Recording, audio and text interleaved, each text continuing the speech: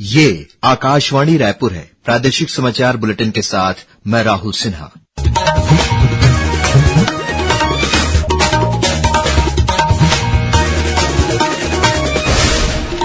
और अब पेश आज के मुख्य समाचार। बस्तर में भारी बारिश से प्रभावित 2000 से अधिक लोगों को राहत शिविरों में पहुंचाया गया। दंतेवाड़ा जिले में करीब 200 मकान क्षतिग्रस्त हुए। मुख्यमंत्री ने वीडियो कॉन्फ्रेंसिंग से हालात की समीक्षा कर अधिकारियों को दिए आवश्यक दिशा निर्देश। प्रधानमंत्री जनधन योजना को आज 11 वर्ष पूरे हुए। प्रधानमंत्री नरेंद्र मोदी ने कहा कि इस योजना ने वित्तीय समावेशन से वंचित लोगों का सशक्तिकरण किया है। रायगढ़ में कल से शुरू हुआ चक्रधर समारोह। राज्यपाल रविन्द्र डेका और केंद्रीय मंत्री गजेंद्र सिंह शेखावत ने किया शुभारंभ। और ऋषि पंचमी पर आज उत्कल समाज द्वारा मनाया जा रहा है नुआखाई का पर्व। अब समाचार विस्तार से। प्रदेश के बस्तर संभाग में पिछले 2-3 दिनों से हो रही बारिश के कारण इंद्रावती सहित कई नदी नाले उफान पर हैं। वहीं कई गांवों का जिला मुख्यालयों से सड़क संपर्क टूट गया है। बारिश के कारण सामान्य जनजीवन पर भी असर पड़ा है। सुकमा, दंतेवाड़ा और बीजापुर जिलों के कई गांवों में बाढ़ जैसे हालात निर्मित हो गए हैं। राहत और आपदा प्रबंधन की टीम ने बाढ़ में फंसे 2000 से अधिक लोगों को राहत शिविरों में पहुंचाया है।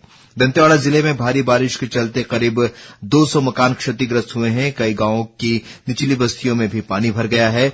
बारिश के कारण दंतेवाड़ा से जगदलपुर के बीच रेलवे ट्रैक पर मिट्टी धसकने से दंतेवाड़ा किरंदुल के बीच आवागमन बाधित हुआ है। रेलवे के कर्मचारी मरम्मत कार्य में जुटे हुए हैं। जिले के धनी करका गांव में आज नहाने के दौरान नाले में डूबने से 2 बच्चों की मौत हो गई। वहीं बीजापुर जिले में भी बीते कुछ दिनों से हो रही बारिश के कारण नदी नालों का जलस्तर बढ़ गया है। कलेक्टर संबित मिश्रा ने लोगों से बाढ़ प्रभावित क्षेत्रों में नहीं जाने की अपील की है।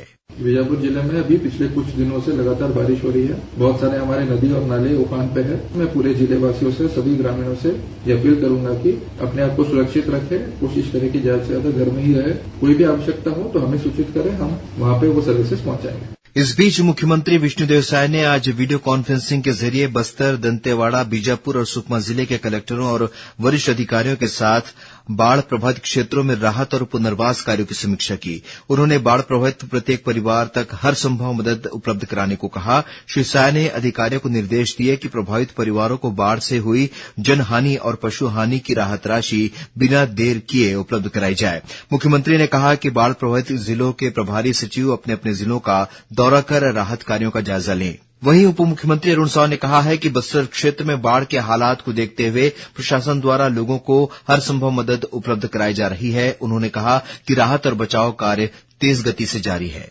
बस्तर में लगातार तेज बारिश हो रही है। बाढ़ के हालात बने हैं, लेकिन प्रशासन सजग है। जो संबंधित अमले हैं वो पूरी तरह से सजग हैं, तैयार हैं। लोगों को हर संभव मदद पहुंचाई जा रही है। जहां हेलीकॉप्टर की आवश्यकता हुई, हेलीकॉप्टर का भी उपयोग किया जा रहा है। राहत और बचाव काम तेज गति से हो रहा है। लोगों को परेशान होने की जरूरत नहीं है। इस बीच मौसम विभाग ने अगले 24 घंटों के दौरान उत्तरी छत्तीसगढ़ में अनेक स्थानों पर हल्की से मध्यम बारिश होने की संभावना जताई है। वहीं 1-2 स्थानों पर आकाशीय बिजली गिरने की भी चेतावनी दी गई है। प्रधानमंत्री जनधन योजना को आज 11 वर्ष पूरे हो गए हैं और ये दुनिया की सबसे बड़ी वित्तीय समावेशन पहलों में से एक है। प्रधानमंत्री नरेंद्र मोदी ने 28 अगस्त वर्ष 2014 को इस योजना का शुभारंभ किया था। प्रधानमंत्री ने आज एक सोशल मीडिया पोस्ट में प्रधानमंत्री जनधन योजना की झलकियां साझा करते हुए बताया कि कैसे इस योजना ने वित्तीय समावेशन से वंचित लोगों का वित्तीय समावेशन से सशक्तिकरण कर पूरे भारत में जीवन को बदल दिया है। उन्होंने कहा कि जब समाज के अंतिम छोर पर बैठा व्यक्ति वित्तीय रूप से जुड़ जाता है तो पूरा देश एक साथ आगे बढ़ता है और यह प्रधानमंत्री जनधन योजना से संभव हो पाया है। छत्तीसगढ़ के राजनांदगांव जिले के रहने वाले आदेश्वर वर्मा का कहना है कि प्रधानमंत्री जनधन योजना से ग्रामीण क्षेत्रों में रहने वाले लोगों के लिए बैंक खाता खुलवाना आसान हो गया है। जीरो बैलेंस में सबका खाता खुला है। साथ ही साथ उसमें जीवन ज्योति बीमा, सुरक्षा बीमा जो कि 436 और 20 रुपए की सालाना जो देना पड़ता है, जिसमें 4 लाख का बीमा सभी ग्राहकों को सुविधा मिल रही है। प्रधानमंत्री नरेंद्र मोदी जी का हम तहे दिल से अभिनंदन करते हैं। दक्षिण कोरिया प्रवास के दूसरे दिन मुख्यमंत्री विष्णुदेव साय आज सियोल में आयोजित छत्तीसगढ़ इन्वेस्टर कनेक्ट कार्यक्रम में शामिल हुए। इस दौरान उन्होंने कोरिया इंटरनेशनल ट्रेड एसोसिएशन और निवेशकों को छत्तीसगढ़ में निवेश की संभावनाओं की जानकारी दी। श्री साय ने कहा कि छत्तीसगढ़ में प्रचुर मात्रा में जल ऊर्जा, लौह अयस्क, स्टील और बेहतर आवागमन की सुविधा उपलब्ध है। ये संसाधन दक्षिण कोरियाई निवेशकों के लिए अवसरों के नए द्वार खोलेंगे। मुख्यमंत्री ने निवेशकों को आश्वस्त किया कि राज्य सरकार सिंगल विंडो क्लीयरेंस, व्यवसाय सुगमता और उद्योग अनुकूल नीतियों के माध्यम से प्रत्येक निवेशक को हर स्तर पर सहयोग प्रदान करेगी। प्रादेशिक समाचार आप आकाशवाणी रायपुर से सुन रहे हैं। छत्तीसगढ़ की खबरों से है आपका वास्ता और खबरों की विश्वसनीयता से है हमारा वास्ता। आकाशवाणी समाचार रायपुर के प्रादेशिक समाचार बुलेटिन के साथ ही हमारे समसामयिक कार्यक्रम आप रेडियो के अलावा अपने मोबाइल पर भी सुन सकते हैं। आकाशवाणी समाचार फेसबुक, ट्विटर और यूट्यूब पर भी उपलब्ध है। हमारा Facebook page Chhattisgarh news on AIR, Twitter handle CGAIR news और हमारा यूट्यूब चैनल है छत्तीसगढ़ AIR न्यूज। तो अब रेडियो के साथ ही आपके मोबाइल के जरिए भी हम पहुंच रहे हैं आप तक। छत्तीसगढ़ की हर खबर के लिए सुनते रहिए आकाशवाणी समाचार। और अब आगे बढ़ते हैं बाकी के समाचारों की ओर। रायगढ़ में 40वां चक्रधर समारोह कल से शुरू हो गया है। कल शहर के रामलीला मैदान में राज्यपाल रमेश डेका ने इसका शुभारंभ किया। इस अवसर पर उन्होंने कहा कि छत्तीसगढ़ राज्य गठन के 25वें वर्ष को हम रजत जयंती के रूप में मना रहे हैं और इस दौरान छत्तीसगढ़ की संस्कृति को समृद्ध बनाने में चक्रधर समारोह का योगदान अग्रणी है। राज्यपाल ने कहा कि राजा चक्रधर सिंह ने कला और संस्कृति को नई पीढ़ी तक पहुंचाने का जो सपना देखा था, यह उत्सव उसका प्रतीक है। इस मौके पर केंद्रीय संस्कृति और पर्यटन मंत्री गजेंद्र सिंह शेखावत ने राजा चक्रधर सिंह को नमन करते हुए कहा कि कथक में रायगढ़ घराने की स्थापना कर उन्होंने भारतीय संस्कृति को समृद्ध किया है। लगातार 40 साल से इस लिगेसी को कंटिन्यू करने, निरंतरता प्रदान करना और निश्चित रूप से राजा चक्रधर सिंह जी ने जिस तरह से इस धरती का सम्मान बढ़ाया और साथ साथ में भारत की संस्कृति को और अधिक समृद्ध किया, उनका स्मरण मात्र हम सबके ओर निश्चित प्रेरणा देता है। मैं इनके प्रेरक व्यक्तित्व को प्रणाम करते हुए छत्तीसगढ़ भारत की आने वाले समय में सांस्कृतिक कैपिटल बने, ऐसी कामना करता हूं। 10 दिवसीय चक्रधर समारोह के पहले दिन कल प्रख्यात कथक नर्तक पंडित राजेंद्र गंगानी ने अपनी प्रस्तुतियों से दर्शकों का मन मोह लिया।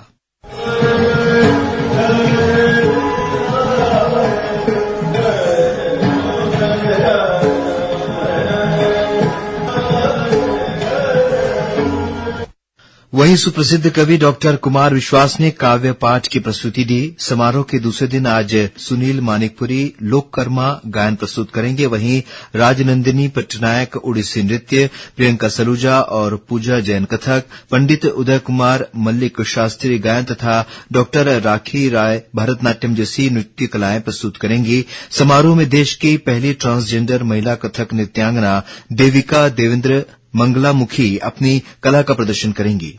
कोंडागांव में आज से 25वीं राज्य स्तरीय शालेय क्रीड़ा प्रतियोगिता शुरू हो गई है, जिसका शुभारंभ विधायक लता उसेंडी ने किया। इस अवसर पर उन्होंने खिलाड़ियों को अच्छा प्रदर्शन करने के लिए प्रोत्साहित किया। आज 5 जोन के हमारे खिलाड़ी यहाँ पे उपस्थित हैं, जिसमें फुटबॉल है, तीरंदाजी है, मलखम्ब के हमारे सारे खिलाड़ीगण हैं। 25वीं शालेय क्रीड़ा प्रतियोगिता में सम्मिलित होने के लिए उपस्थित हैं। सारे खिलाड़ियों को मेरी ढेर सारी शुभकामनाएं हैं।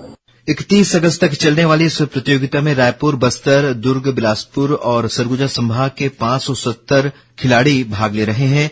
प्रतियोगिता में फुटबॉल, तीरंदाजी और मलखम्ब जैसे खेलों के मुकाबले होंगे।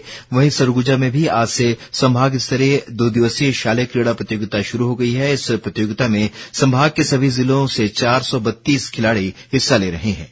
नवा रायपुर के अटल नगर स्थित पीएमश्री केंद्रीय विद्यालय में आज से क्षेत्रीय स्तर पर 36वीं राष्ट्रीय युवा संसद प्रतियोगिता शुरू हो गई है। 2 दिवसीय इस प्रतियोगिता में छत्तीसगढ़ के 8 केंद्रीय विद्यालयों के 400 से अधिक विद्यार्थी भाग ले रहे हैं। केंद्रीय विद्यालय संगठन रायपुर के क्षेत्रीय कार्यालय के सहायक आयुक्त रविन्द्र कुमार ने बताया कि इस कार्यक्रम का मुख्य उद्देश्य बच्चों को संसदीय कार्य प्रणाली से अवगत कराना और उनमें नेतृत्व क्षमता का विकास करना है। 36वीं संभाग स्तरीय राष्ट्रीय युवा संसद का आयोजन केंद्रीय विद्यालय नया रायपुर में हो रहा है।